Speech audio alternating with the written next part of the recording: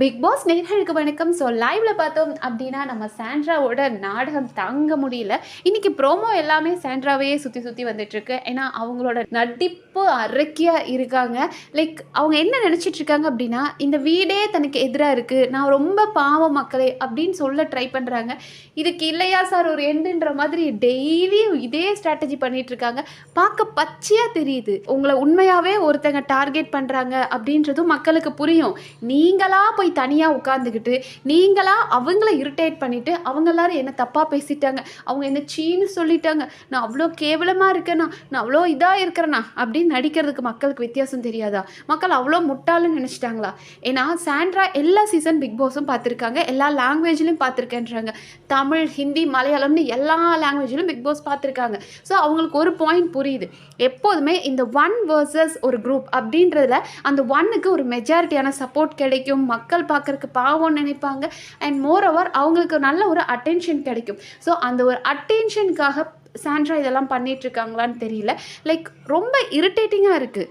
இப்போது நேற்று நைட்டு வந்து ஒரு பிரச்சனை நடந்தது. இவங்க எல்லாரும் உள்ளே உட்காந்து பாடுறாங்க, டிஸ்டர்ப் ஆகுது அப்படின்றது. ஏன்னா எப்போதுமே இவங்க வந்து நைட் ஆச்சுன்னா என்னமோ அட்டி போடுறோம் அப்படின்னு சொல்லிட்டு உட்காந்து பாட்டு பாடிட்டு ஃபன் பண்ணிகிட்ருப்பாங்க. ஆனால் அதை போன வாரம் வந்துட்டு அமித் கேப்டன்சிரப்போ இவங்க சொல்லியிருந்தாங்க சாண்ட்ரா அது டிஸ்டர்ப் ஆகுது அப்படின்னாங்க. அண்ட் அமித் வந்துட்டு எல்லாரையும் வேண்டாம் நைட்டில் அப்படி பண்ணாதீங்க டிஸ்டர்ப் ஆகுதுன்னு சொல்லி அதை ஸ்டாப் பண்ணி வச்சுருந்தாங்க. அண்ட் இந்த வார கேப்டனான வினோத் வந்ததுக்கப்புறம் ஓகே டிஸ்டர்ப் ஆகுது அப்படின்னா நம்ம வெளியே போய் உட்காந்து பாடலாம் அப்படின்னு சொல்லி நேற்று வெளியே போய் உட்காந்து பாடிட்டு இருந்தாங்க. ஸோ அதெல்லாம் முடிச்சதுக்கப்புறமா சபரி அண்ட் அரோரா உள்ளே வந்து கேப்டன் ரூமில் வினோத் ரூமில் உட்காந்து கலாய்ச்சிட்டு இருந்தாங்க வினோத்தை. ஸோ இவங்க கலாய்க்கிற சவுண்டு கேட்ட உடனே சாண்ட்ராக்கு டென்ஷன் ஆயிடுச்சு. அவங்க உடனே எந்திரிச்சு வெளியே தூக்கிட்டு பிளாங்கெட்லாம் எடுத்துகிட்டு வெளியே போயிட்டாங்க. கேட்டதுக்கு என்ன சொல்கிறாங்கன்னா டிஸ்டர்ப் ஆகுது, நைட்டு தூங்க விடாமல் பேசிகிட்டு இருக்காங்க அப்படின்னு. ஓகே நான் அதையும் ஒத்துக்கிறேன். ஒருத்தருக்கு தூங்கும்போது பேசுகிறதோ இல்லை பாடுறதோ டிஸ்டர்ப் ஆகும். நீங்கள் நினைக்கலாம் ஒரு சிலர் எல்லாருமே தூங்கிட்டு இருக்காங்க இவங்களுக்கு மட்டும் என்ன பிரச்சனை அப்படின்னு. எல்லாருக்குமே ஒரே மாதிரி ஸ்லீப்பிங் பேட்டர்ன் இருக்காது. ஒரு சிலருக்கு என்ன அடித்தாலும் மழை பெஞ்சா கூட சொரணையே இல்லாமல் தூங்குற கூட்டமும் இருப்பாங்க. ஒரு சிலருக்குலாம் வந்து இப்படி தொட்ட உடனே எந்திரிச்சுவாங்க. நம்ம சுபிக்ஷாலாம் அந்த வீட்டில் அப்படி தான். இந்த நெக்லஸ் டாஸ்கில் தான் பார்த்தா லைட்டாக அந்த பொண்ணு அப்படி தொட்ட உடனே எந்திரிச்சிடுறாங்க. ஸோ அந்த மாதிரி சின்ன சவுண்டு கேட்டாலோ தொட்டாலே எந்திரிக்கிற பர்சனும் இருப்பாங்க. அந்த மாதிரி சென்சிட்டிவ் ஸ்லீப்பிங் வந்து நம்ம சாண்ட்ராக்கு இருக்குன்னே வச்சுக்குவோம். ஆனால் சாண்ட்ரா என்ன பண்ணியிருக்கணும், உங்களுக்காக வெளியே உட்காந்து பாட்டு பாடிட்டு வந்துட்டாங்க. உள்ளே வந்ததுக்கப்புறம் இவங்களோட கான்வர்சேஷன் உங்களுக்கு டிஸ்டர்ப் ஆகுது அப்படின்னா ஒரு வார்த்தை முதல்ல சொல்லியிருக்கணும். அதுவும் யார் பேசிகிட்டு இருக்காங்க, சபரி அரோரா இவங்களும் அந்தளவுக்கு சண்டை போடுற நபர்களும் கிடையாது. நீங்கள் சொன்னால் புரிஞ்சுக்குவாங்க. அதுவும் சபரி உங்கள் கூட பல பிரச்சனையில் உங்கள் கூட நின்று இருக்காரு.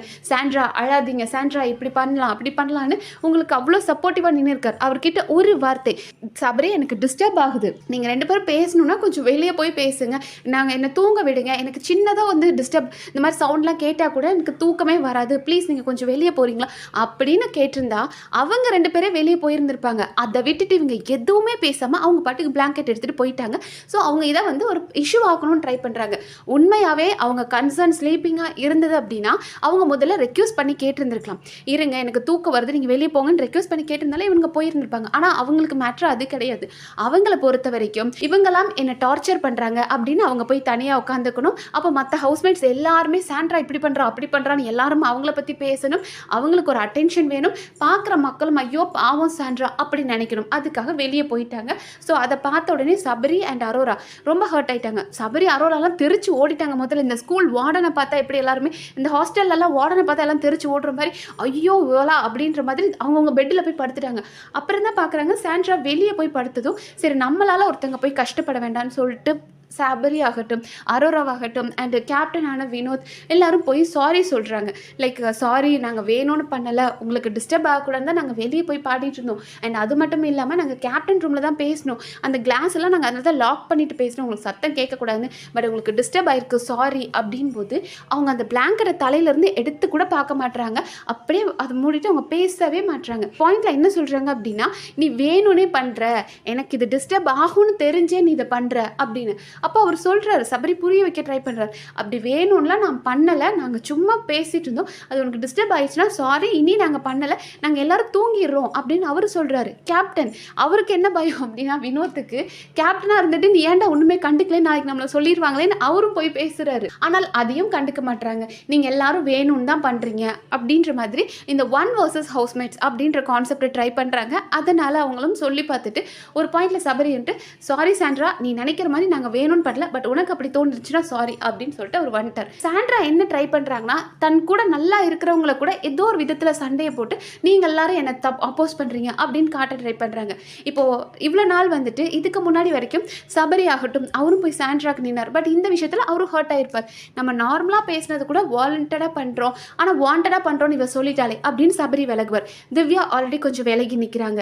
அதுக்கடுத்து இன்றைக்கி இப்போது லைவில் பார்த்தோம் அப்படின்னா இவர் வந்துட்டு நம்ம கேட்குறாரு, வினோத் இருந்துட்டு அவங்க கனி அந்த பவுல் மேட்ரு இருந்துச்சு இல்லையா, பவுலை கொண்டு வந்து சாண்ட்ரா வச்சாங்க, கனி கேட்கும்போது கண்டுக்காமல் போயிட்டாங்க இல்லையா, அதை கேட்குறாரு. நீங்கள் அவங்க உங்ககிட்ட வந்து பேசுகிறாங்க, நீங்கள் அவங்கள கன்சிடரே பண்ணாமல் இருக்கிற மாதிரி இருக்கும்போது அது நல்லா இல்லைல்ல, அதை ஏன் அப்படி பண்ணுறீங்க, நீங்களாம் வந்து தனியாக உட்காந்துக்கிறீங்க, நம்ம வீட்டில் நம்ம எல்லோரும் ஒன்றா இருக்கோம், நீங்கள் மட்டும் தனியாக இருக்கும்போது நான் எப்படி கேட்காம இருக்க முடியும், அப்போ நாளைக்கு எல்லோரும் என்ன நினைப்பாங்க தானே, நீ கேட்டியா அப்படின்னு நினைப்பாங்க தானே போது, ஓ உங்களுக்கு அதுதான் பிரச்சனையா, வீக்கெண்டில் சேது நான் கேட்பார் அதுதான் உங்கள் பிரச்சனையா அப்படின்னுட்டாங்க. ஆமாம், கேப்டனாக இருக்கிறவருக்கு இந்த வீட்டு மேலே ஃபுல் ரெஸ்பான்சிபிலிட்டி இருக்குது. ஒரு நபருக்கு என்ன பிரச்சனையாக இருந்தாலும் அவர் கேட்கணும், அவரோட கடமை. இப்போ அவர் தனி நபராக இருக்கிறாரு, இப்போ அவரும் ஒரு ஒன் ஆஃப் த ஹவுஸ்மேட் அப்படின்னா அவர் வந்து நிற்கணும்னு அவசியம் இல்லை, பட் கேப்டனாக இருக்கும்போது அவர் கேட்கணும். பட் உடனே அவர் இருந்துட்டு அப்படி கிடையாது, நாளைக்கு யாராவது பார்க்குறவங்க என்ன சொல்லுவாங்க இல்லையா, அவங்க ஏன் இப்படி இருக்காங்கன்னு, அப்போ நான் கேப்டனாக கேட்கக்கூடாதா அப்படின்னு. அதெல்லாம் என்னை யாரும் உங்களை யாரும் கேட்க மாட்டாங்க, எனக்கு வந்து நீங்கள் பண்ணுறது இப்போ பிடிக்க மாட்டேங்குது, அதனால நான் யார்கிட்டையும் பேசுறதில்ல. அண்ட் அன்றைக்கி நீங்கள் என்ன டோனில் பேசுனீங்க அப்படின்னு வினோத் கிட்ட தாவிட்டாங்க அந்த கனி இஷ்யூவில். ஏன்னா கனி வந்து சொல்லியிருப்பாங்க, இந்த பவுல் அவங்க பாட்டுக்கு இப்படி வச்சுட்டு போயிட்டாங்களே அப்படின்னு கனி கேட்டிருப்பாங்க, வினோத் கிட்டேயும் சொல்லியிருப்பாங்க. பாருங்கள் தலை, அவங்களோடதை அவங்க வாஷ் பண்ணாமல் போயிட்டாங்க, நான் அன்றைக்கே சொல்லியிருந்தேன் தானே எல்லாரும் இந்த பவுல் கப்பெல்லாம் வாஷ் பண்ணி வைக்கணும்னு தானே சொல்லியிருந்தேன், ஏன் தலை இதை கேட்கல அப்படின்னு இருந்தாங்க. அப்போது உடனே வினோத் என்ன சொல்லியிருப்பாருன்னா, அவங்கள ஒரு நிமிஷம் தள்ளுங்கன்னு சொல்லிட்டு உங்களுக்கு வாஷ் பண்ணுறதுக்கு எவ்வளோ நேரம் இருக்கும், அதை நீங்கள் பண்ணியிருக்கலாமே அப்படின்னு வினோத் சொல்லியிருப்பார். அண்ட் இப்போ அந்த டோன் சரியில்லையா.